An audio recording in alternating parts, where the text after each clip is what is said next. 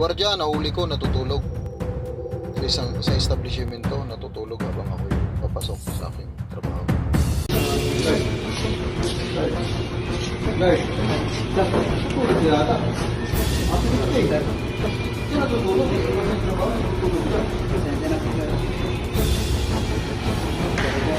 Nakatulog po ako sa siguro manager eh.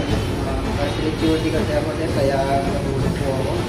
Ako, pag ginawa ka na ng report kita dito sa PNP, matatanggal ka sa trabaho. Ano po sir? Ano ba yung gwardiya, ang trabaho ng gwardiya?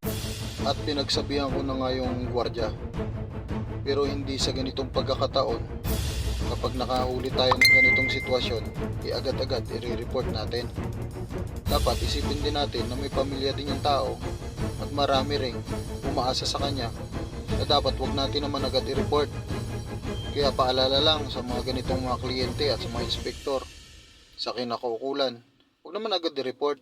Bagkos, gawa natin ng paraan para hindi na makatulog ulit yung gwardiya. Para kung sakali, makatulong tayo sa pamilya niya. Okay, sige. Okay po. Oh, Bert.